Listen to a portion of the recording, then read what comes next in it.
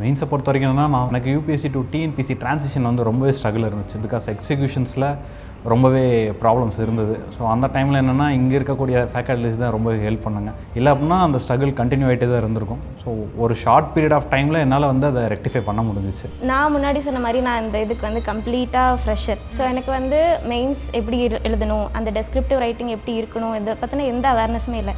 இன்னும் சொல்லணும்னா blue பெனில் எழுதணுமா black பெனில் எழுதணுமான்னு கூட எனக்கு தெரியாது. பேசிக்லேருந்து எல்லாமே வந்து இங்கே தான் வந்து எனக்கு ட்ரெயின் பண்ணாங்க. ஸோ எனக்கு காலேஜில் வந்துட்டு இன்டர்னல்ஸ் எக்ஸாம்ஸ் செமஸ்டர்ஸ் இந்த மாதிரி கிளாஷ் ஆகிட்டே இருந்துச்சு. ஸோ எனக்காக சில நேரங்கள் வந்து ஷெடியூல்லே வந்து அட்ஜஸ்ட் பண்ணி கொடுத்துருக்காங்க. யூஸ்வலாக அங்கே மார்னிங் தான் டெஸ்ட் நடக்கும். பட் எனக்கு ஹாஃப் டே தான் காலேஜ். ஸோ மார்னிங் நான் காலேஜில் இருப்பேன். ஸோ எனக்காக நான் வந்து ஆஃப்டர்நூன் வந்து தான் எழுதுவேன். ஸோ நான் எழுதி முடிக்கிற வரைக்கும் என்னோடய மென்டார்ஸ் வந்து எனக்காக வெயிட் பண்ணி லேட் ஆகிடுச்சுங்கிறதுக்காக ஏனோ தானோ இல்லாமல் ரொம்ப சின்சியராக நிஷிபாக்கா சொன்ன மாதிரி 1 hour 1.5 hours ஆனாலும் இந்த கம்ப்ளீட் ரிவ்யூ வந்து கொடுத்துட்டு தான் நெக்ஸ்ட்டு வேலை பார்ப்பாங்க.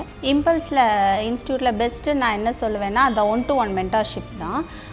அவங்க ஒரு மென்டார் கொடுத்தாலுமே சம்டைம்ஸ் நம்ம பேப்பரை வந்து டபுள் கரெக்ஷனும் பண்ணியிருக்காங்க 2 ஸ்டாஃப். அப்போ 2 பேரோட இன்புட்டுமே நமக்கு கிடைக்கும்.